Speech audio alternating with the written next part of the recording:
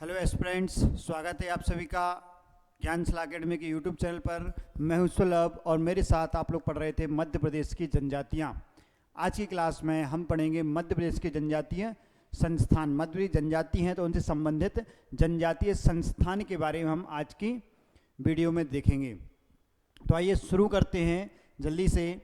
और पहला संस्थान क्या है? राष्ट्रीय अनुसूचित जनजाति आयोग। राष्ट्रीय अनुसूचित जनजाति आयोग, जिसने पिछला प्रीलिम्स दिया है 2023 वाला, तो उन्होंने पुरानी यूनिट 10 जो थी प्रीलिम्स की, उसमें आयोग रहा करते थे। आयोग में जनजाति आयोग, राष्ट्रीय जनजाति आयोग और मध्य प्रदेश का राज्य अनुसूचित जनजाति आयोग, यह दोनों आपको बहुत डिटेल्ड पढ़ने होते थे। अब हमें उतना डिटेल्ड नहीं पढ़ना, लेकिन वर्तमान में जितनी उसकी प्रासंगिकता है उतना हम पढ़ेंगे। तो राष्ट्रीय अनुसूचित जनजाति आयोग, तो इसका गठन कब हुआ? तो किसके आधार पर? कब इसका गठन? आर्टिकल 338 ए 338 ए या का के तहत 2004 में। किससे? 89वें संविधान संशोधन के माध्यम से। 89वां संविधान संशोधन। और इसकी तारीख भी बहुत महत्वपूर्ण है। क्या तारीख है इसकी? इसकी तारीख है 19 फरवरी 2004 को इसकी स्थापना हुई। कब? 19 फरवरी 2004 को। फिर यह जो आयोग है, इसकी संरचना क्या है? तो इसमें एक अध्यक्ष, एक उपाध्यक्ष और 3 अन्य सदस्य होते हैं। मतलब 1+1+3 की बॉडी यह होती है। 1+1+3 की बॉडी होती है। बहुत महत्वपूर्ण है, बिल्कुल ध्यान से देखिएगा। क्या है? 1+1+3 की बॉडी है अनुच्छेद 338 ए के तहत 2004 में। इसके पहले याद रखिएगा कब? 65वें संविधान संशोधन के माध्यम से। 65वें संविधान संशोधन के माध्यम से 1992 में, अगर मैं सही हूं, 1992 में आर्टिकल 338 के तहत राष्ट्रीय अनुसूचित जाति एवं जनजाति आयोग, मतलब दोनों के लिए एक कौन सा? संयुक्त आयोग गठन करने की व्यवस्था थी। कैसे? एक संयुक्त आयोग गठन करने की व्यवस्था थी। बहुत महत्वपूर्ण।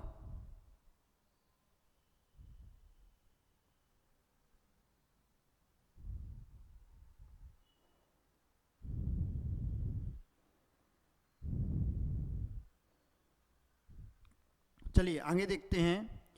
इसके बाद हम आगे देखते हैं। तो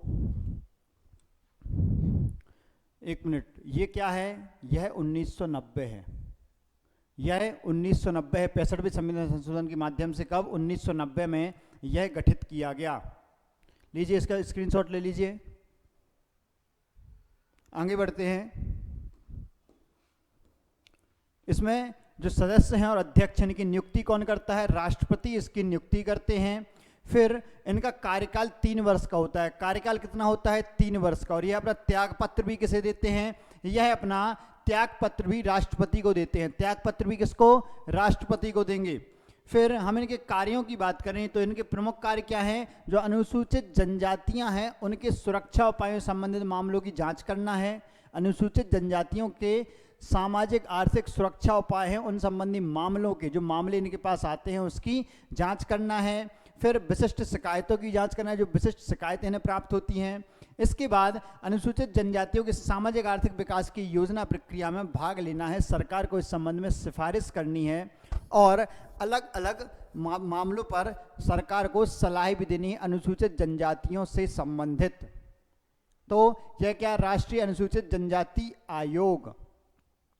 राष्ट्रपति को क्या? यह प्रतिवर्ष प्रतिवेदन ही प्रदान करते हैं। किसको? राष्ट्रपति को प्रतिवर्ष प्रतिवेदन प्रदान करते हैं। कौन? राष्ट्रीय अनुसूचित जनजाति आयोग।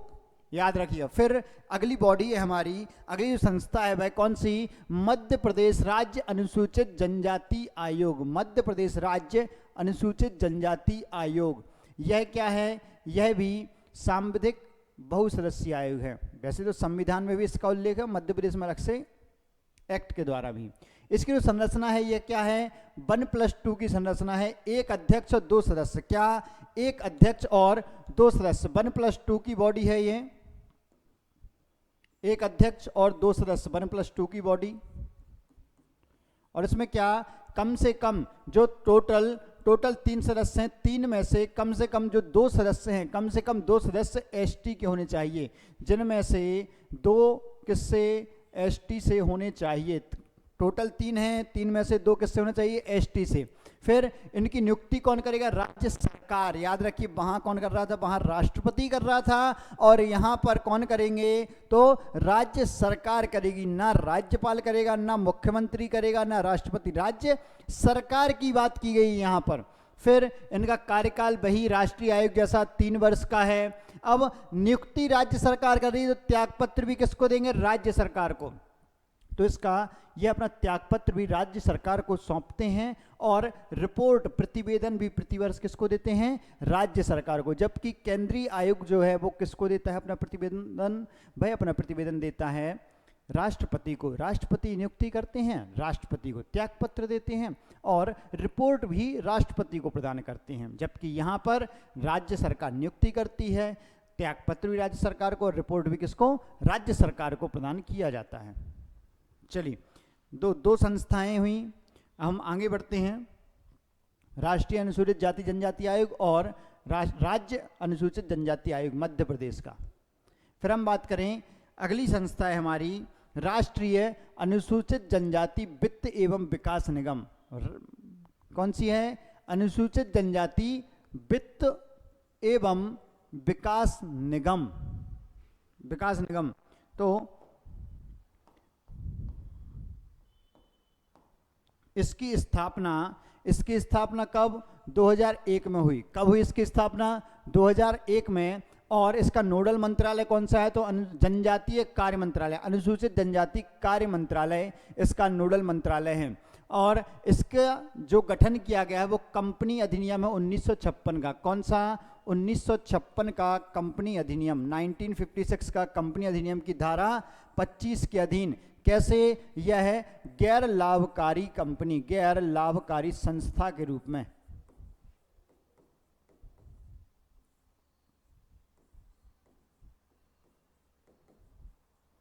गैर लाभकारी संस्था के रूप में रजिस्टर्ड है। किसके रूप में, गैर लाभकारी संस्था के रूप में। किसके अधीन, कंपनी अधिनियम 1956 के धारा 25 के अधीन।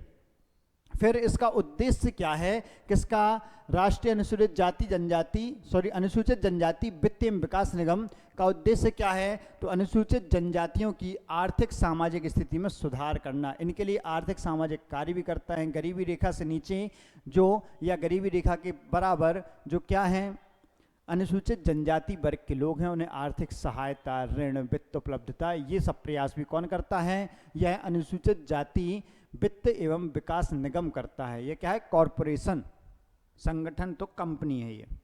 चलिए, अगला है हमारा, अगली संस्था है मध्य प्रदेश आदिवासी वित्त एवं विकास निगम। मध्य प्रदेश आदिवासी वित्त एवं विकास निगम।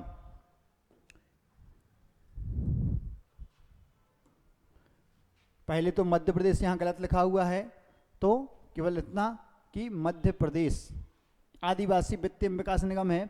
तो इसकी भी स्थापना कैसे, कंपनी एक्ट 1956 की धारा 25 के अधीन गैर लाभकारी संस्था के रूप में इसकी स्थापना की गई। और कार्यशील कब से है मध्य प्रदेश में, 2001 से मध्य प्रदेश में यह अनुसूचित जनजातियों हेतु जो योजनाएं हैं उनका संचालन कर रहा है और उनके लिए सहायता कर रहा है मध्य प्रदेश में। तो कार्यशील कब से है, तो 1 अप्रैल 2001 से मध्य प्रदेश में यह कार्यशील है। और इनका उद्देश्य क्या है, मध्य प्रदेश आदिवासी वित्त विकास निगम का, जो राष्ट्रीय का है, राष्ट्रीय स्तर पर, वह इसका होगा राज्य के स्तर पर। तो जनजातीय समाज का शैक्षणिक, सामाजिक और आर्थिक विकास करना, क्या शैक्षणिक, सामाजिक और आर्थिक तीनों प्रकार का विकास करना है इसका उद्देश्य। अब हम बात करें अगले संस्थान की, तो अगला संस्थान है कौन सा, ट्राइफेड। क्या, ट्राइफेड, इसको शॉर्ट में लिखा जाता है ट्राइफेड,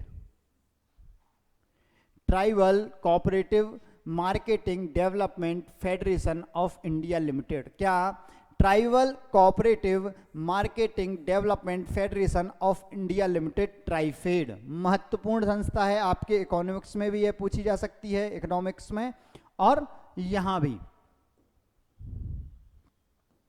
फिर हम बात करें इसकी स्थापना कब की गई, तो इसकी स्थापना 1987 में, कब की गई, 1987 में इसकी स्थापना की गई थी। किसके तहत, कौन से प्रावधान के तहत या कौन से एक्ट के तहत इसकी स्थापना की गई, तो हम बताएं कि बहुराज्यीय सहकारी समिति अधिनियम 1984। क्या, बहुराज्यीय सहकारी समिति अधिनियम। सहकारी समिति की बात क्यों हो रही है, यहाँ क्या लिखा है, कोऑपरेटिव मार्केटिंग, तो मतलब सहकारी विपणन, इसका मतलब क्या होगा, सहकारी विपणन।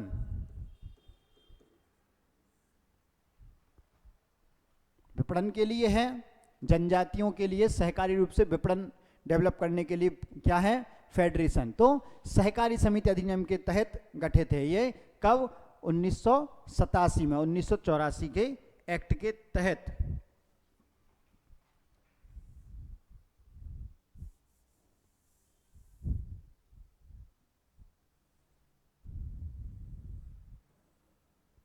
चलिए, अब हम अगर इसके उद्देश्य की बात करें और कार्यों की बात करें, तो इसके क्या उद्देश्य हैं और क्या कार्य हैं, तो इसका क्या, जो जनजातीय लोग हैं, जनजातीय लोग हैं, इनके द्वारा जो उत्पाद हैं, उत्पाद कौन से उत्पाद होंगे, कोई प्राकृतिक कृषि से, कृषि वाले उत्पाद हो, वनोपज हो, या कोई जैविक उत्पाद, हस्तशिल्प हो, कोई भी हस्तशिल्प हो, तो उनके विपणन में सहायता, उनकी मार्केटिंग में सहायता, उनको एक प्लेटफॉर्म या स्थान प्रदान करना जहां से वह उनको बेच सकें, ग्राहकों तक पहुंचा सकें।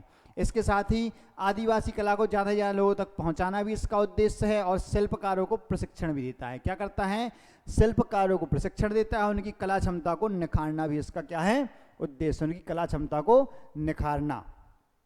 तो ट्राइफेड क्या है, tribal cooperative marketing development federation of India. यह फुल फॉर्म आपसे पूछा जा सकता है, ट्राइफेड का फुल फॉर्म, ट्राइफेड का फुल फॉर्म क्या है, यह पूछा जा सकता है। तो याद रखिए, tribal cooperative marketing development federation of India limited, सहकारी विपणन के लिए कार्य करती है ये, और क्या, बहुराज्यीय सहकारी समिति अधिनियम 1984 के तहत गठित है।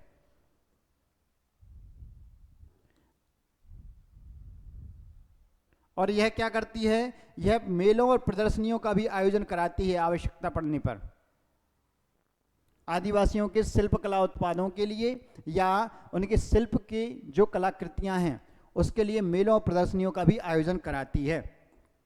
चलिए, अब हम आगे बात करें राष्ट्रीय जनजातीय स्वास्थ्य अनुसंधान संस्थान। क्या, राष्ट्रीय जनजातीय स्वास्थ्य अनुसंधान संस्थान। तो इसकी स्थापना कब की गई, 1984 में। कब, 1984 में इसकी स्थापना की गई। और पहले जब इसकी स्थापना हुई थी, कहाँ पर हुई थी, जबलपुर में।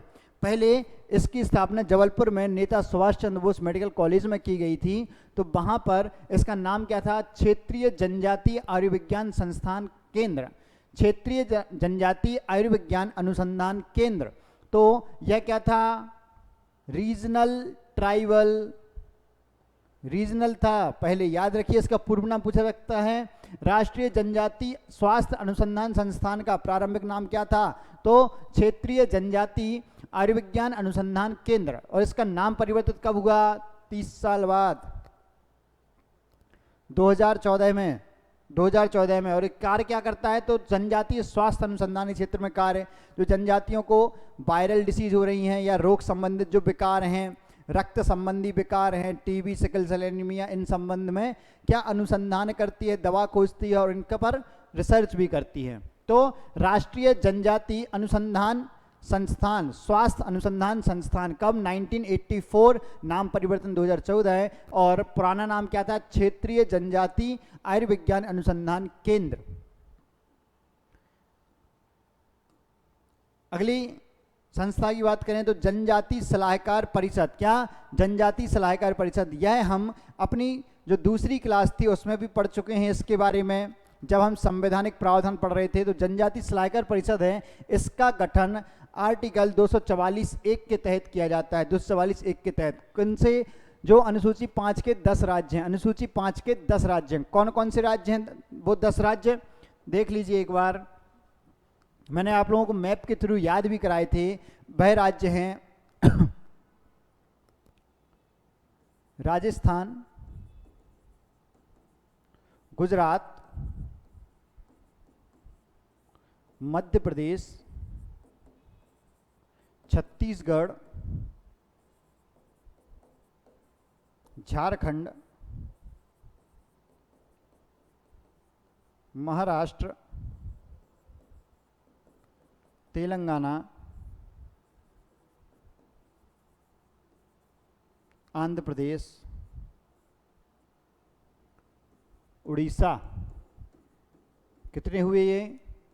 1 2 3 4 5 6 7 8 9 और 10वां है कौन सा? हिमाचल, हिमाचल प्रदेश। तो यह 10 राज्य हैं जहां पर जनजाति सलाहकार परिषद का गठन किया जाता है अनुच्छेद 244(1) के तहत। किसके तहत? 244(1) के तहत। इसकी स्थापना कौन करता है? गठन कौन करता है? तो इसका गठन या स्थापना करते हैं भारत के राष्ट्रपति। कौन करते हैं? भारत के राष्ट्रपति। और इसमें अधिकतम सदस्य संख्या कितनी होती है? तो अधिकतम सदस्य संख्या इसमें होती है 20। और इन 20 में से भी जो 3/4 सदस्य हैं वह क्या? राज्य विधानसभा में अनुसूचित जनजाति के प्रतिनिधित्व होते हैं, प्रतिनिधि होते हैं, मतलब विधायक होते हैं। जो 20 सदस्य हैं, 20 में से 15 सदस्य उस राज्य की विधानसभा में जो ST विधायक होंगे वह होते हैं। ठीक है, तो जनजातीय सलाहकार परिषद। फिर अगली हम बात करें तो यह आदिम जाति अनुसंधान एवं विकास संस्थान। आदिम जाति अनुसंधान एवं विकास संस्थान, इसकी स्थापना कब? 20 अप्रैल 1954 को हुई। कब हुई? 20 अप्रैल 1954 को। और प्रारंभिक मुख्यालय इसका कहाँ? छिंदवाड़ा में था। पहले इसका मुख्यालय कहाँ? छिंदवाड़ा में था। किसका? आदिम जाति अनुसंधान एवं विकास संस्थान। पहले ये छिंदवाड़ा में स्थापित किया जाना था, वहाँ किया था। और फिर 11 साल बाद 1954 में स्थापना हुई और 11 साल बाद 1965 में इसका मुख्यालय भोपाल स्थानांतरित कर दिया गया। कहाँ स्थानांतरित कर दिया गया? भोपाल। फिर हम बात करें इसके कार्यों की तो क्या कार्य करता है? अनुसूचित जनजाति संबंधित सर्वेक्षण, अनुसंधान तथा विकास कार्यक्रमों का मूल्यांकन करता है। किससे? अनुसूचित जनजाति संबंधित सर्वेक्षण, अनुसंधान तथा विकास कार्यक्रमों का मूल्यांकन करता है। तो आदिम जाति अनुसंधान एवं विकास संस्थान ये हुआ। फिर अगले ये भी है कि मानव शास्त्रीय अध्ययन भी करता है उसका, जनजातियों का, और लघु संग्रहालय का संचालन भी करते हैं। ये क्या करता है? संस्था द्वारा लघु संग्रहालय का। और जो छिंदवाड़ा का बादल भोई अनुसूचित जनजाति संग्रहालय, बादल भोई जनजाति संग्रहालय छिंदवाड़ा, कौन सा? बादल भोई जनजातीय संग्रहालय छिंदवाड़ा, उसका संचालन आदिम जाति अनुसंधान एवं विकास संस्थान के द्वारा किया जाता है। महत्वपूर्ण फैक्ट है, याद रखिएगा। फिर अगले संस्था की बात करें तो अगली संस्था है मध्य प्रदेश आदिवासी एवं हरिजन कल्याण विभाग। मध्य प्रदेश आदिवासी एवं हरिजन कल्याण विभाग। तो इसकी स्थापना कब? 1964 1964 में हुई। कब? 1964 में। और स्थापना के समय इसका नाम क्या? आदिम जाति कल्याण विभाग था। क्या था? आदिम जाति कल्याण विभाग। स्थापना के समय 1964 में। फिर इसका नाम परिवर्तन कब? 1965 में। एक वर्ष बाद इसका नाम परिवर्तन कर दिया गया। क्या कर दिया गया? मध्य प्रदेश आदिवासी एवं हरिजन कल्याण विभाग। मध्य प्रदेश आदिवासी एवं हरिजन कल्याण विभाग। इसका मुख्यालय कहाँ पर है? इसका मुख्यालय भोपाल में है। कहाँ पर? भोपाल में। फिर अगली संस्था है हमारी मध्य प्रदेश आदिवासी लोक कला परिषद। मध्य प्रदेश आदिवासी लोक कला परिषद। तो इसकी स्थापना कब? 1980 में की गई। कब की गई? 1980 में। फिर इसका स्थान या मुख्यालय कहाँ पर है? तो भोपाल में। कहाँ पर सिचुएटेड है? भोपाल में। फिर जनजातीय लोक कला प्रोत्साहन एवं संरक्षण के क्षेत्र में कार्य करती है। ये किस क्षेत्र में कार्य करती है? तो जनजातीय लोक कला प्रोत्साहन एवं संरक्षण के क्षेत्र में कार्य करती है। लोक कलाओं को प्रोत्साहन देती है, उनका संरक्षण करती है। कौन सी?